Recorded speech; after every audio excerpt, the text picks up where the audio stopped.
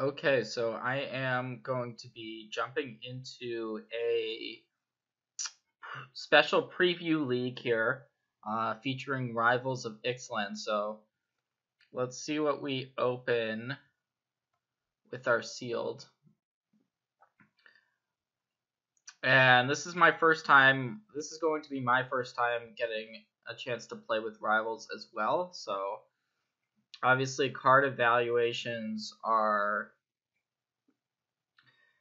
they fluctuate. They tend to fluctuate as you move on and get a better feel for the set, but hopefully I can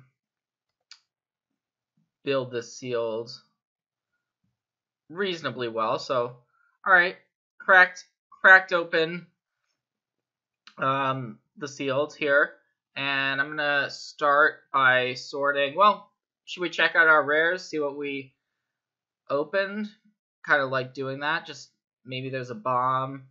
All right, Captain's Hook. Let's see what this one does. This is essentially a pirate-based. Well, it makes a creature a pirate and menace. Okay, that seems pretty good, actually. No matter what deck you're playing it in. Seems like a solid equipment. Priest of the Awakening Sun. Okay, I'm familiar with all of the Ixalan rares, but Rivals, not so much. Kumena's Awakening. Alright, a draw spell for both players, essentially. Not necessarily super powerful. Journey to Eternity. This one is quite good if you're in a black-green deck and you're able to flip it. Let's check this one out. Champion of Dusk. Okay, so this is a vampire rare. It's quite good. Even if you're not in vampires, it's still playable. Just as a 5-mana 4/4 where you draw a card and lose a life. Not the best, not the worst. Okay. So these are the rares. Let's sort by color. So I'd like to get a reasonable sense of what we're looking at. For instance, if I saw, say, one color there was very few cards in a specific color, then we could just eliminate it. We have multiple multicolor cards here, and let's get our artifacts and non-basic lands into the picture, so we have an idea what we're working with there. Okay, so I'm gonna go ahead and start sorting here. Now, what I like to do when going through the cards is kind of prioritize cards that you really want to be playing no matter what. So like Adanto's Vanguard in white, we know we want to play. Priest of the Awakening Suns, it's another good card, especially if we have to have some dinosaurs in our deck. Alright, so let's go ahead, and I'm just going to kind of go through here. Moment of Triumph, target creature gets +2/+2. Just a solid comment trick. So that's certainly a playable white card. Baffling End, it's a removal spell. Sure, removal is traditionally good. Cleansing Ray, destroy a vampire or enchantment. That's only a sideboard card. Raptor's Companion. Now, we've seen this one in Ixalan and Rivals of Ixalan. It would probably make our deck, some amount of them, if we're in white, but it's not really a card I'm going to pull out here. So, Forerunner of the Legion, that's pretty cool. If we have a lot of vampires, I'm going to keep an eye on how many vampires we have, because we know we have this Champion of Dusk. So Forerunner of the Legion can search for that, and that's pretty cool. 3 Legion Conquistadors. Okay, so we have that going for us. Legion's Judgment. Okay, Divine Verdict is destroying, attacking, a blocking creature. Normally you'll play that one as removal.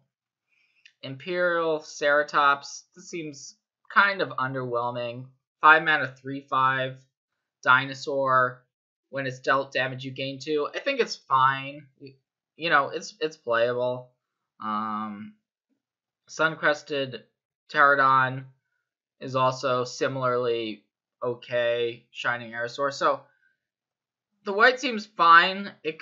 I like the Vampire synergy with the Forerunners and the Legion Conquistadors, but overall, let's see if we have any better options. So I'm going to move on to blue. Okay, Curious Obsession is an aura that allows you to draw cards when your creature deals combat damage. I have a feeling that one is going to be only good in a very aggressive deck with lots of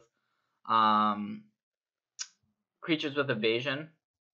Negate, traditionally a sideboard card. Shipwreck Looter, okay, reasonable 2-drop.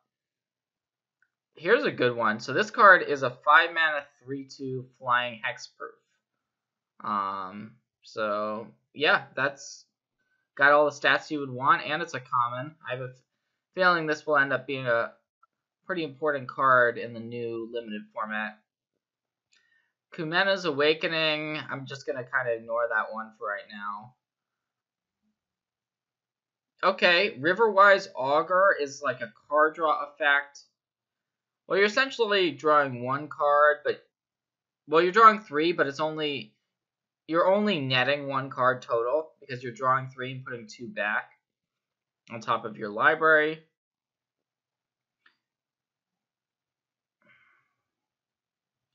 Okay, Bounce Creature, I like it. And Removal Spell. Okay, so blue is looking solid. This guy can't be blocked by dinosaurs, but it's only a 3-mana 2/3. That's not all that exciting. We'll see if we have any Merfolk payoff cards. The problem with blue right now is it doesn't seem to be that deep, right? We've got a lot more good white cards than we have good blue cards at the moment. All right, let's take a look at the black. Champion of Dusk. We already talked about that one. We've got 2 copies of Impale. Straight up 4 mana, destroy a creature. Nothing fancy, but removal is removal, right? So here's the Pirate Forerunner. So that could be an attractive option, assuming we have some decent pirates. Dark Inquiry as a discard spell. Discard spells in limited tend not to be that great, and unfortunately we do have 3 copies of Dark Inquiry, which is a bit more than we would like. The Dusk Legion Zealot. I think this card is actually pretty good. As a 2-mana 1/1, draw a card, lose a life. Nothing crazy there. Grasping Scoundrel. Okay. 1-mana 2/1 when it's attacking. Alright, let's move on to the red. So Stampeding Horncrest, 5 mana potentially 4/4 haste. Okay. Sure, I could see that one being good. Araska Raptor, 4 mana 3/4. Okay, that's not super exciting. Brazen Freebooter. 2 of those. Brazen Buccaneer, Headstrong Brute. This guy seems actually pretty good, just as a way to deal some damage to your opponent. Nothing crazy. Bombard is good. 3 mana, deal 4 to a creature. Seems like a very solid removal spell. Tillinolly's Knight. We know about that one. Alright, +3/+0 in Trample. I don't know. And auras are tricky. They're very tricky and limited because you can definitely get blown out if your opponent just kills the creature you put the aura on. So overall, red has some solid creatures, but nothing crazy good either. Let's move on to green. Alright, so 5 mana 4/4, when it's dealt damage, you get a 1/1. Seems another like solid creature, but we do have 2 Snapping Sailbacks. Snapping Sailback is quite good, so we've got a lot of Enrage cards. Raising Whiptail, sure. Jadecraft Artisan, 4 mana, 3/3, but then it pumps something when it enters the battlefield. That seems pretty solid to me. Okay. Emperor's Vanguard,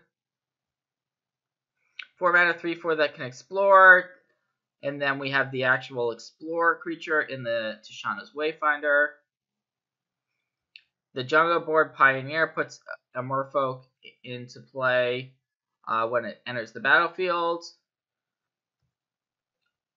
Hardy Veteran is a solid 2-drop. So yeah, we've actually got a lot of green. Maybe this was the best for last. We'll see. So we got 2 copies of Woodland Stream. That means we can potentially splash if we feel inclined to do that. Let's take a look at these multicolor cards here. So we've got Deadeye Brawler, which can potentially draw you some cards if you do have the City's Blessing, but just as a 4 mana 2/4 Death Touch is pretty solid already. Stormfleet Sprinter. Yeah, that card is very good. It can't be blocked, so 3 mana 2/2, essentially unblockable with haste. Seems really good. Jungle Creeper can return from your graveyard to your hand, which is nice. And then we've got the Journey to Eternity, which really helps if your creature would die. You can return it and then start using the ability. Okay, so I think we got a pretty typical sealed here where we don't have any real tribe that's kind of screaming out to us. We've got the Vampire Synergy in the Forerunner plus the Champion of Dusk, and then 3 copies of Legion Conquistador. So we've got some vampire stuff going on here. We don't have a ton of Pirate Synergy or Merfolk stuff, or and a little bit of dinosaur action going on. We do have the Captain's Hook, which we'll probably want to play. But it's more of an aggressive card in terms of equipments. So we'll have to keep that in mind. Alright, so the blue, we didn't really end up pulling a lot of stuff out for blue. I'm going to go ahead and eliminate blue. That's going to be the first color that, even though these blue cards are good, we don't really have enough of them to be happy about playing blue as one of our base colors. Now, we could potentially splash something like a Deadeye Brawler, depending on what colors we do end up going. So the red, we also didn't pull out a ton in red. We have a lot of medium creatures. I would say that the best card we have in red is the Bombard, the removal spell. But other than that, 5 mana 4/4 dinosaurs, they're kind of replaceable, right? Tildanali's Knight, it's a nice 2-drop. Certainly playing red is an option, but I don't think it's where we want to be, especially considering when we look at green, if we do play green, there's already a bunch of 5-drops. So we want to be looking at our curve here as well. So I like kind of being able to eliminate a couple colors right off the bat. And now we're down to 3 options. So I think that even though black may be the weakest color here, it actually pairs well with both the green and the white. So I think we are going to most likely want to play black.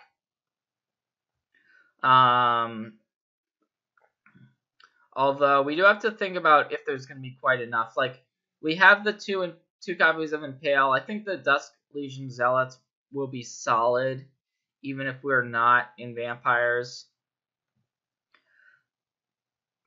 But I mean, it's certainly nothing amazing. We would like to have a pirate to search for with the Forerunner to be able to play that. So we'll keep that in mind. So then it comes down to the white. Okay. Legion Conquistador is not a card I'm in love with. However, it does fit reasonably well in this deck. Priest of the Awakening Suns in black-white would not be as good as, say, in green-white, where we could search for something like a Snapping Sailback. We don't really have any crazy good dinosaurs, but I think we have to also consider these black-green cards, because if we go black-green, we also get to play Journey to Eternity and Jungle Creeper, which is a pretty big incentive to go into black-green, actually. And all right, so I'm gonna lay out black-green. I think the white cards are solid. As I was mentioning earlier, though, they're nothing. You know, if we lose out on these white cards, I don't think we'll be mad. The best part about the white is we get a bit more vampire synergy, and we get to play one of the best 2-drops in the format in Adanto's Vanguard. But I'm going to lay out the black-green because I feel like that may be where we're going to want to go. Alright, so we are a little bit light on 2s, but we also have 1-drops as well. This curve isn't, you know, it's not amazing, but for sealed, you can tend to be a little bit more top-heavy.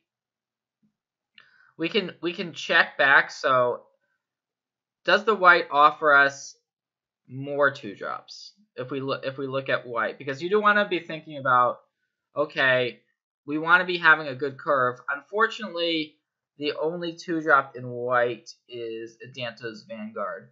So it looks like, for the most part, we just got to pull without many 2-drops. Although, sorry, I should actually include that we also have the Raptor Companions, which I wasn't mentioning. So we actually do have those as 2-drops in that. And that may be something we want to consider here if we want to switch back to white. So, but if we go white, you know, we're going to be losing out on something inevitably. So the green stuff is pretty powerful. Overgrown Armosaur seems good. Snapping Sailback we know about. It is a bit on the clunkier side, right? So, okay. We could potentially splash something like a Deadeye Brawler in this deck. I believe that Captain's Hook would be fine here. Not necessarily amazing. So I'm going to go ahead and now that I've seen this, I'm going to go ahead and look at some possible other color combinations here. So we're losing out on a lot of the good stuff here. And we may want to be thinking about possibly green-white as well. Even though initially it wasn't my first instinct to go green-white, it's definitely a possibility. Although, having access to Champion of Dusk and the Forerunner of the Legion to be able to search for it still seems pretty good. So we would play the Legion Conquistadors if we go into white. The Divine Verdict would make the cut. Baffling End as a, you know, not the best removal spell, but it deals with an early drop of the opponents. So we might actually, in this version, we might not play the Forerunner of the Coalition, because it's only going to be good with pirates, and I'm not sure if we would have many pirates, so I'm going to set that over here for right now. Moment of Triumph. Sure. Okay, so Shining Aerosaur. I think we would want the Priest of the Awakening Sun. And some amount of these 5-mana diners. Maybe even both of them. We have Legion's Judgment that we could play. Now, the Captain's Hook is actually quite good in this deck because if we're able to, say, put it on a Raptor's Companion, giving the Raptor's Companion, making it a 5/1 with Menace is pretty good. So even though the power level of this deck looks a little bit weaker than the black-green base deck, the fact that we have Champion of Dusk to recoup a lot of cards is pretty important. So I'm actually thinking that the curve just looks significantly better. So I think that black-white is going to be the way to go here.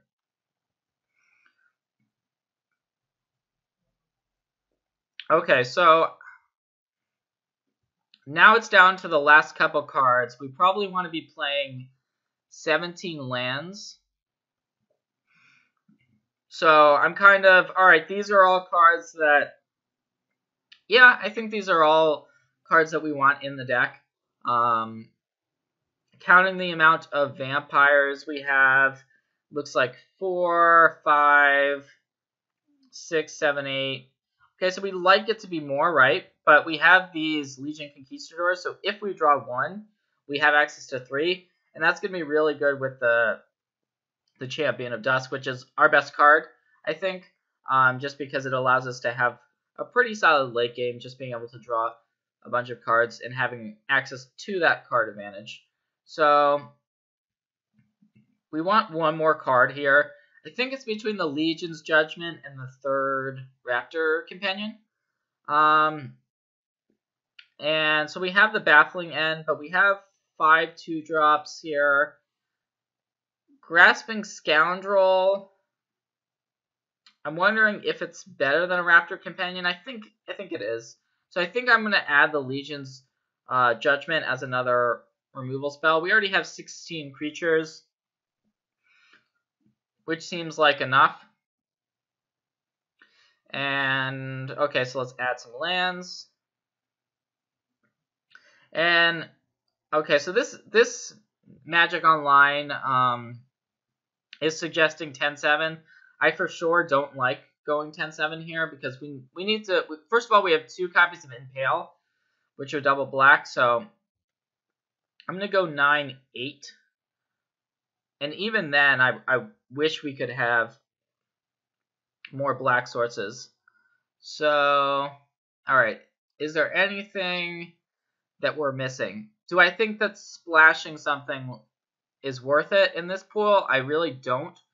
I like that we have the Woodland Streams, but in a black-white deck, they're not helpful for splashing. If we had gone black-green, I think we could have splashed the Deadeye Brawler for sure, without losing too much. But here, splashing would really hurt the mana too much. I think this deck is solid. It's nothing, it's nothing amazing, right? You don't look at it and it doesn't jump off the table. But hey, we've got 2 rares that I think are both quite good in Rouse of Ixalan, and I'm pretty excited to get a chance to try them out. So I'm going to go with this. We can always sideboard into something else if we need to.